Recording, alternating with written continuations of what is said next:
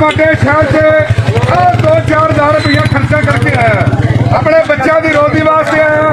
ये जवानों वाली गेम है, जिन्होंने मेरा खेल अच्छा लगे इनाम से कोई पाबंदी नहीं है। जो जवान की कदर करने वाला होगा और इंशाल्लाह जरूर हौसला अफजाई करेगा। रोड़ा नहीं रोड़ा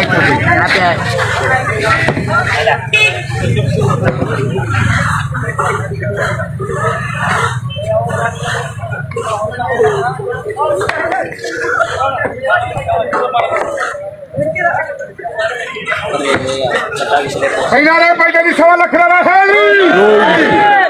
जिन्हें नारा मारिया मेरा इनाम की नाम दे के जाएगा, जिन्हें ना दिता मैं ही समझेगा भी खुसरे ने यार वेली है और जेरी जेब से नहीं है कुछ ओनू अल्लाह ज्यादा देगा। बाकी मैं तो शहर से खर्चा करके अपने बच्चों की रोजी वास्ते मेरी तरफों 20,000 रुपया इनाम है। बाकी तो 20,000 नहीं मंगना 100-150 सारे दे मेरा 2-4 हज़ार 5,000 बन सकता बच्चों का। नारा फड़ी मैनू दे मैं तेन लैके आना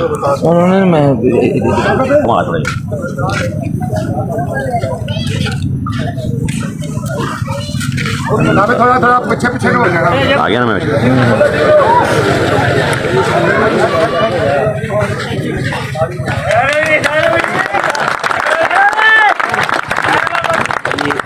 ਜਿਹੜਾ ਨੇ ਚੈਲੰਜ ਕੀਤਾ ਸੀ ਭਾਈ ਨੇ ਆ ਖੁਦ ਦੇਖੋ ਇੱਕ ਬਾਲ ਨਾਲ ਉੱਪਰ ਦਾ ਬਿਲਕੁਲ ਬਾਲਾ ਕੱਢ ਛੱਡਿਆ ਔਰ ਇਹ ਹੁਣ ਮੱਥੇ ਦੇ ਉੱਪਰ ਰੱਖ ਲਿਆ। ਚੈਲੰਜ ਕੀਤਾ ਪੂਰੀ ਮੰਡੀ ਨੂੰ ਸਾਡੀ ਲਿਆਕਤਪੁਰ ਦੀ ਏਸ਼ੀਆ ਦੀ ਸਭ ਤੋਂ ਵੱਡੀ ਮੰਡੀ ਆ। ਇੱਥੇ ਮਾਸ਼ਾਅੱਲਾ ਬੜੇ ਪਲੇਦਾਰ ਨੇ ਔਰ ਬੜਾ ਵੱਡਾ ਇੱਥੇ ਮੰਡੀ ਦੇ ਵਿੱਚ ਰੱਖਦੇ ਨੇ ਔਰ ਉਹਨੇ ਜਨਾਬ जो जवान ने बोलिया करके दिखाया जी। गला मंडी लियाकतपुर देखो जी, बंदे ने मत्थे उत्ते रखा फट्टा, हाथ छोड़ के बाजू ते लेके आ गया जिंदाबाद भी। ये जी गला मंडी लियाकतपुर करतब हो रहा है जिंदाबाद भी। हम दंदा के उत्ते रख के अपने ते जिंदाबाद भी। देखो जी ये दलेरी देखो कितना लंबा है, हाथ छोड़ के ए जिंदाबाद जी। ये है जी फन, ये जी फन